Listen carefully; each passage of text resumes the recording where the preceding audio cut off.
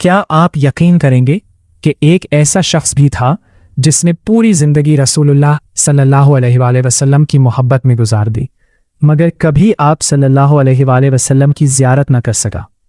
क्या आप जानते हैं कि रसूलुल्लाह सल्लल्लाहु अलैहि वसल्लम ने अपनी ज़िंदगी में सहाबाए किराम को एक ऐसे शख्स का नाम लेकर फरमाया कि अगर तुम उससे मिलो तो उससे अपने लिए दुआ करवाना। वो ना कोई नबी थे, ना सहाबी, ना बादशाह, ना किसी सल्तनत के मालिक। वो एक गरीब नौजवान थे जिनकी सबसे बड़ी दौलत अपनी बूढ़ी वालदा की खिदमत थी। आखिर वो कौन थे? क्यों रसूलुल्लाह सल्लल्लाहु अलैहि वसल्लम ने उनका जिक्र फरमाया, और कैसे वालिदा की खिदमत ने उन्हें ऐसा बुलंद मुकाम अता किया कि हज़रत उमर रज़ी अल्लाह ताला अन्हो जैसे अजीम सहाबी भी उनसे दुआ की दरख्वास्त करने पहुंचे। आज की वीडियो में हम जानेंगे हज़रत उवैस करनी रज़ी अल्लाह ताला अन्हो की ऐसी ईमान अफरोज़ ज़िंदगी जिसे सुनकर आपकी आंखें नम और दिल अल्लाह की मोहब्बत से भर जाएगा। तो आइए अल्लाह का नाम लेकर इस अजीम दास्तान का आगाज़ करते हैं। तमाम तारीफ़ें अल्लाह ताला के लिए है जो तमाम जहानों का रब है, और दरूद व सलाम हो हमारे प्यारे नबी हज़रत मोहम्मद सल्लल्लाहु अलैहि वसल्लम पर, जिन्होंने इंसानियत को हिदायत का रास्ता दिखाया। नाज़रीन, आज की वीडियो में हम एक ऐसे अल्लाह वाले बंदे की ईमान अफरोज़ ज़िंदगी बयान करेंगे जिनका नाम तारीख़ इस्लाम में हमेशा इज़्ज़त और मोहब्बत के साथ लिया जाता है। ये है हज़रत उवैस करनी। इनकी ज़िंदगी हमें सिखाती है कि अल्लाह ताला के नज़दीक असल मकाम शोहरत, दौलत या ज़ाहिरी हैसियत से नहीं, बल्कि इखलास, तक़वा, वालिदैन की खिदमत और सच्ची मोहब्बत रसूल सल्लल्लाहु अलैहि वसल्लम से मिलता है। इसलिए वीडियो को आखिर तक ज़रूर देखिए, क्योंकि आखिर में आपको ऐसा सबक मिलेगा जो शायद आपकी पूरी ज़िंदगी बदल दे। हज़रत उवैस करनी यमन के इलाके कर्न में पैदा हुए। इसी निस्बत से आपको करनी कहा जाता है। आपका ताल्लुक़ एक निहायत सादा, गरीब मगर ईमान वाले घराने से था। बचपन ही से आप नरम दिल, इबादत गुजार और सच्चे अखलाक के मालिक थे। उस ज़माने में इस्लाम की रोशनी अरब के मुख्तलिफ इलाकों में फैल रही थी। यमन तक भी रसूलुल्लाह सल्लल्लाहु अलैहि दावत पहुंच चुकी थी। हज़रत उवैस करनी ने जब नबी करीम सल्लल्लाहु अलैहि के बारे में सुना तो आपके दिल में ऐसी मोहब्बत पैदा हुई कि गोया आपने अपनी ज़िंदगी का मकसद ही अल्लाह और उसके रसूल सल्लल्लाहु अलैहि की रज़ा को बना लिया। लेकिन हज़रत उवैस करनी की ज़िंदगी में एक बड़ी आजमाइश थी। आपकी वालिदा उमर रसीदा थी कि बीनाई कमज़ोर हो चुकी थी और वो अपनी रोज़मर्रा ज़रूरियात के लिए मुकम्मल तौर पर अपने बेटे पर इन्हिसार करती थी। हज़रत उवैस करनी रहमतुल्लाह अलैहि दिन भर अपनी वालिदा की खिदमत करते, उनके लिए खाने का इंतज़ाम करते, उनकी देखभाल करते और फिर रात को अल्लाह ताला की इबादत में मसरूफ़ रहते। उनकी सबसे बड़ी ख्वाहिश थी कि एक बार मदीना मुनव्वरा जाए, रसूलुल्लाह सल्लल्लाहु अलैहि वसल्लम की ज़ियारत करें, आपके मुबारक हाथों पर इस्लाम कबूल करें और आपकी सोहबत से फैज़ हासिल करें। लेकिन हर बार जब वो सफ़र का इरादा करते तो वालिदा की खिदमत उन्हें रोक लेती। एक दिन वालिदा ने इनकी कैफियत महसूस की और पूछा, बेटा तुम कुछ परेशान मालूम होते हो, क्या बात है? हज़रत उवैस करनी ने अर्ज़ किया, मेरे दिल में एक ही आरज़ू है कि मैं अल्लाह के रसूल हज़रत मोहम्मद अलैहिस्सलातु वस्सलाम की ज़ियारत करूं, लेकिन आपकी खिदमत छोड़कर जाना मेरे लिए मुमकिन नहीं। वालिदा ने फरमाया, अगर मौका मिले तो ज़रूर जाओ, मगर याद रखना मुझे ज़्यादा देर तन्हा ना छोड़ना। ये इजाज़त हज़रत उवैस करनी रज़ी अल्लाह ताला अन्हु के लिए बहुत बड़ी खुशखबरी थी। उन्होंने सफ़र की तैयारी की, अपनी वालिदा के लिए ज़रूरी इंतज़ाम किया और मदीना मुनव्वरा की तरफ रवाना हो गए। उनके दिल में सिर्फ एक ही ख्वाहिश थी, काश मेरी आंखें रसूल अल्लाह सल्लल्लाहु ताला के चेहरे अनवर की ज़ियारत कर ले। मगर अल्लाह ताला ने उनके लिए एक और अजीम मकाम लिख रखा था, ऐसा मकाम जिसका तसव्वुर भी शायद खुद हज़रत उवैस करनी ने ना किया हो। यही वो वाक़या है जिसने उन्हें तारीख़ इस्लाम के अजीम तरीन ताबेईन में शामिल कर दिया। हज़रत उवैस करनी की मदीना आमद और अजीम कुर्बानी। हज़रत उवैस करनी कई दिनों का सफ़र तय करते हुए आखिरकार मदीना मुनव्वरा पहुंच गए। उनका दिल खुशी से धड़क रहा था। वो सोच रहे थे कि आज वो लम्हा आ गया है जिसका बरसों से इंतज़ार था। وہ سیدھے اس گھر کی طرف گئے جہاں رسول اللہ صلی اللہ علیہ وسلم تشریف فرمایا کرتے تھے۔ دروازے پر دستک دی اور نہایت ادب سے دریافت کیا، کیا اللہ کے رسول صلی اللہ علیہ وسلم تشریف فرما ہیں؟ جواب ملا، رسول اللہ صلی اللہ علیہ وسلم اس وقت گھر پر موجود نہیں ہے۔ یہ سن کر حضرت اویس قرنی کی آنکھیں نم ہو گئیں۔ انہوں نے کچھ دیر انتظار کیا، مگر پھر انہیں اپنی والدہ کا وعدہ یاد آ گیا۔ انہوں نے سوچا، اگر میں مزید رکا تو میری والدہ پریشان ہوں گی، اور میں نے ان سے جلد واپس آنے کا وعدہ کیا ہے۔ رسول اللہ صلی اللہ علیہ وسلم کی زیارت کی شدید خواہش دل میں لیے، مگر والدہ کی خدمت کو مقدم رکھتے ہوئے حضرت اویس قرنی خاموشی سے واپس یمن روانہ ہو گئے۔ یہ قربانی عام قربانی نہ تھی، ایک طرف پوری زندگی کی سب سے بڑی خواہش تھی اور دوسری طرف ماں کی خدمت۔ حضرت اویس قرنی نے اللہ کی رضا کے لیے اپنی خواہش کو قربان کر دیا۔ کچھ عرصے بعد رسول اللہ صلی اللہ علیہ وسلم گھر واپس تشریف لائے۔ آپ صلی اللہ علیہ وسلم نے دریافت فرمایا، کیا آج یہاں کوئی آیا تھا؟ عرض کیا گیا، جی ہاں، یمن سے ایک نوجوان آیا تھا، اس کا نام اویس تھا۔ وہ آپ صلی اللہ علیہ وسلم کی زیارت کے لیے آیا تھا، مگر آپ کی عدم موجودگی کی وجہ سے واپس چلا گیا، کیونکہ اسے اپنی والدہ کی خدمت کے لیے جلد لوٹنا تھا۔ یہ سن کر رسول اللہ صلی اللہ علیہ وسلم نے حضرت اویس قرنی کی تعریف فرمائی۔ صحیح مسلم میں روایت ہے کہ آپ صلی اللہ علیہ وسلم نے صحابہ کرام کو فرمایا کہ یمن سے اویس نامی ایک شخص آئے گا، وہ اپنی والدہ کا بہت خدمت گزار ہے، اور اگر وہ اللہ کی قسم کھا لے تو اللہ اس کی قسم پوری فرما دیتا ہے۔ پھر آپ صلی اللہ علیہ وسلم نے فرمایا، اگر تم اس سے ملو تو اس سے کہنا کہ وہ تمہارے لیے استغفار کرے۔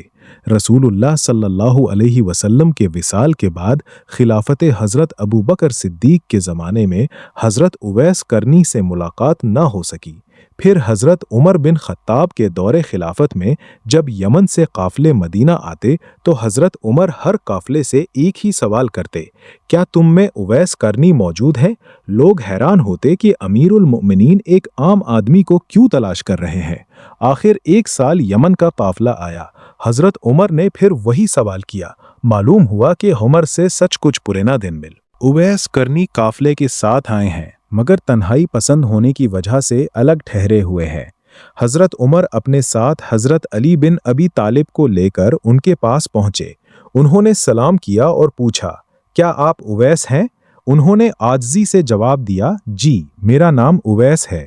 حضرت عمر نے ان سے چند نشانیاں دریافت کیں جو رسول اللہ صلی اللہ علیہ وسلم نے بیان فرمائی تھی۔ جب یقین ہو گیا کہ یہی اویس قرنی ہے تو حضرت عمر کی آنکھوں میں آنسو آ گئے۔ انہوں نے فرمایا، اللہ کے رسول صلی اللہ علیہ وسلم نے ہمیں حکم دیا تھا کہ اگر ہماری ملاقات آپ سے ہو تو ہم آپ سے اپنے لیے دعا اور استغفار کی درخواست کریں۔ یہ سن کر حضرت اویس قرنی گھبرا گئے اور عرض کیا، امیر المؤمنین، آپ رسول اللہ صلی اللہ علیہ وسلم کے صحابی ہیں، دعا تو آپ کو میرے لیے کرنی چاہیے۔ لیکن حضرت عمر نے فرمایا، یہ رسول اللہ صلی اللہ علیہ وسلم کا حکم ہے۔ حضرت اویس قرنی نے عاجزی کے ساتھ ہاتھ اٹھائے اور حضرت عمر اور حضرت علی کے لیے دعا کی۔ اللہ تعالیٰ نے ان کی دعا قبول فرمائی۔ اس دن دنیا نے دیکھا کہ اللہ کے نزدیک عزت نہ دولت سے ملتی ہے نہ شہرت سے، بلکہ اخلاص، والدین کی خدمت اور اللہ کی اطاعت سے ملتی ہے۔ حضرت اویس قرنی کی عبادت، زہد، عاجزی اور قبول دعا۔ ناظرین، حضرت اویس قرنی کی زندگی کا سب سے نمایاں پہلو ان کی عاجزی اور اخلاص تھا۔ وہ نہ شہرت چاہتے تھے، نہ لوگوں کی تعریف، نہ دنیا کی دولت، اور نہ ہی کوئی بڑا منصب۔ ان کی سب سے بڑی خواہش صرف یہ تھی کہ اللہ تعالیٰ ان سے راضی ہو جائے۔ حضرت عمر اور حضرت علی رضی اللہ عنہ سے ملاقات کے بعد بھی حضرت اویس قرنی نے مدینہ میں رہنے یا کسی عہدے کی خواہش ظاہر نہیں کی۔ وہ خاموشی سے واپس اپنی سادہ زندگی کی طرف لوٹ گئے۔ آپ اکثر تنہائی میں اللہ تعالیٰ کی عبادت کرتے، قرآن مجید کی تلاوت کرتے، ذکر و دعا میں مشغول رہتے اور اپنے گناہوں پر روتے رہتے تھے۔ رات کا بڑا حصہ قیام، رکوع اور سجدوں میں گزرتا تھا۔ جب لوگ ان سے پوچھتے کہ آپ اتنی عبادت کیوں کرتے ہیں تو وہ فرماتے، مومن کی زندگی بہت مختصر ہے اور آخرت کا سفر بہت طویل۔ حضرت اویس قرنی رحمت اللہ इंतहाई सादा लिबास पहनते थे। कई मर्तबा लोग उन्हें देखकर आम मजदूर समझते। किसी ने कभी उनके लिबास या ज़ाहिरी हालत से ये अंदाज़ा नहीं लगाया कि यही वो शख्स है जिनके बारे में रसूलुल्लाह सल्लल्लाहु अलैहि वसल्लम ने सहाबा को बताया था। यही तो औलियाए अल्लाह की शान होती है कि वो अपनी नेकियों को छुपाते हैं और शोहरत से दूर रहते हैं। सहाबा कराम और ताबीन जानते थे कि हज़रत अवैस करनी रहमतुल्लाह की दुआएं अल्लाह ताला के यहाँ कबूल होती हैं, क्योंकि रसूलुल्लाह सल्लल्लाहु अलैहि ने खुद वसल्लम ने उनके बारे में ये बशारत दी थी। इसीलिए लोग उनसे दुआ की दरखास्त करते, मगर वो हमेशा आजिज़ी से कहते, अपने लिए भी दुआ करो, क्योंकि अल्लाह ताला हर बंदे की दुआ सुनता है। वो कभी अपनी बुजुर्गी का इजहार नहीं करते थे। अगर कोई उनकी तारीफ करता तो फौरन फरमाते, मेरी हकीकत अल्लाह ही बेहतर जानता है। हज़रत उवैस करनी वालिदा की खिदमत को इबादत समझते थे। वो फरमाया करते थे कि वालिदैन की रज़ा में अल्लाह ताला की रज़ा है। उनकी पूरी जिंदगी इस बात की अमली तफसीर थी कि माँ की खिदमत इंसान को ऐसे बुलंद मकाम तक पहुंचा सकती है जहां बड़े बड़े लोग भी ना पहुंच सके। नाजरीन, हज़रत अवैस करनी का सबसे बड़ा सबक यह है कि इंसान का मकाम लोगों की नज़रों में नहीं बल्कि अल्लाह ताला की बारगाह में होता है। बाज़ लोग शोहरत के लिए नेकियां करते हैं, जबकि हज़रत अवैस करनी रहमतुल्लाह ने पूरी जिंदगी गुमनामी में गुजार दी, मगर अल्लाह ताला ने इनका जिक्र क़यामत तक के लिए जिंदा कर दिया। उलमा फरमाते हैं कि इखलास वो दौलत है जिसके सामने दुनिया की हर दौलत हैच है। हज़रत अवैस करनी की जिंदगी इसी इखलास की रोशन मिसाल है। वो लोगों के हकूक़ का बहुत ख्याल रखते थे। किसी को तकलीफ पहुंचाना, किसी की गैबत करना या किसी को हकीर समझना की आदत न थी। उनके चेहरे पर हमेशा आजिज़ी और दिल में अल्लाह ताला का खौफ रहता था।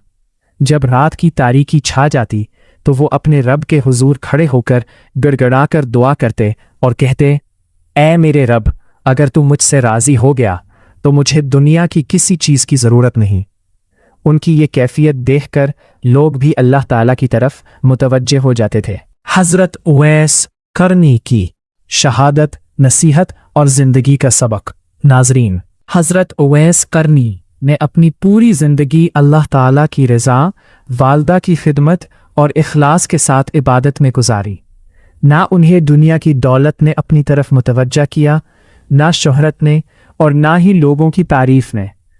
जब मुसलमानों के दरमियान आजमाइश का दौर आया और जंग सफ़ीन का वक्त आया तो मारूफ तारीख़ी रिवायात के मुताबिक हज़रत उवैस करनी भी मुसलमानों के साथ मौजूद थे। वो अल्लाह ताला की रज़ा की खातिर मैदान में उतरे और बहादुरी से लड़ते हुए शहादत का अजीम रुतबा हासिल किया।